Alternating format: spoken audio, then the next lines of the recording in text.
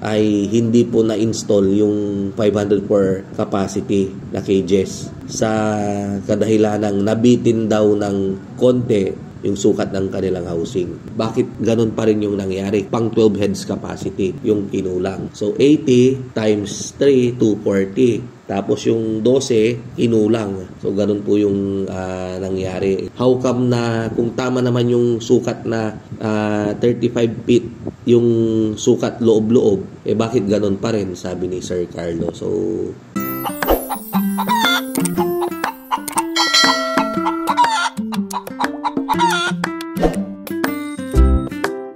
good day po sa inyong lahat. Welcome po sa another episode ng ating vlog na kung saan ang topic po natin for today ay tungkol po sa sukat ng mga housing na itatayo natin based sa capacity na gusto nyong itayo. Halimbawa, sa 504 heads capacity, mangangailangan po tayo ng 11 feet na lapad ng housing natin. And then, ang haba po ay 35 feet. Ganon naman sa pang 1,008 heads, mangangailangan tayo ng sukat na 11 feet by 70 feet. Kanina lang po, nag-install po kami ng battery cages sa Quiapo, Nueva Ecija, kila Sir Carlo Galicia. Kaya lang kasi si Sir Carlo ay OFW, yung kanilang misis ang nag-assist po sa amin. Yan, sila po yung andun sa farm. And then, kani-kanina lang, bago ko umpisan tong vlog, nakachat ko po si Sir Carlo. May konting concern lang po siya. Yung kanilang battery cages na in-order na pang 504 heads capacity, at saka nagpadagdag sila ng isang set ng 48 heads capacity na gagawin daw nilang hospital just in case na may mga magkasakit, ganyan. So, kaya sila nagpadagdag ng 48. Nung natapos na ma-install yung kanilang cages, yung 504 na sukat ay hindi po na-install yung 504 capacity na cages sa kadahilanang nabitin daw ng konti yung sukat ng kanilang housing.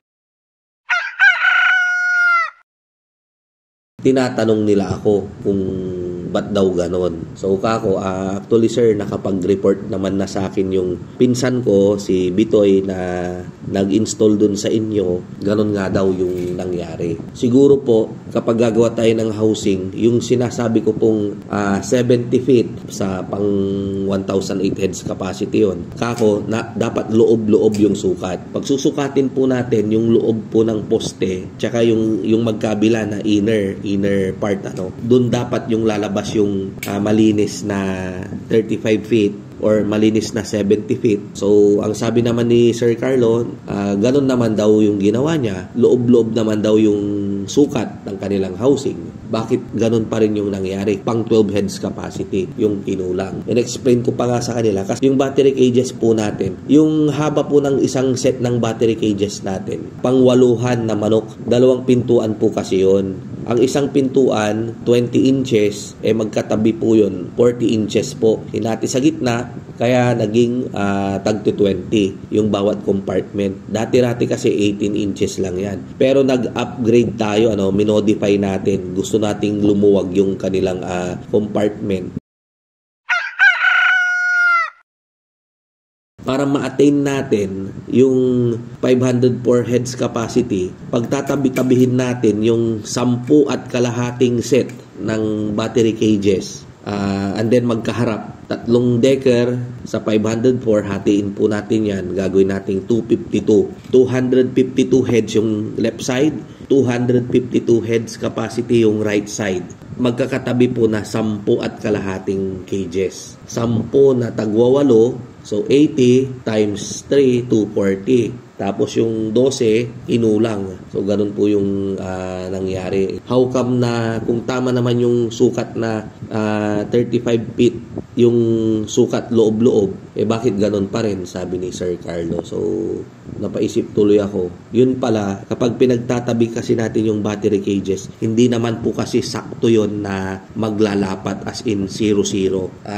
Sabi ko kay Sir Carlo, kumbaga kumbaga eye-opener to sa akin. I-vlog ko to kako para sa mga gagawa po ulit ng housing ay pasobrahan na lang po natin ng at least 1 foot yung ating sukat. Halimbawa, kung pang 504 heads capacity yung gagawin natin, 11 feet pa rin yung standard na sukat ng lapad, and then yung haba, instead na 35 feet, gawin na lang natin siyang 36 feet. Kung pang 1,000 heads naman, 11 by 71 feet para yung may konting space, pasok na pasok yung ating target na capacity.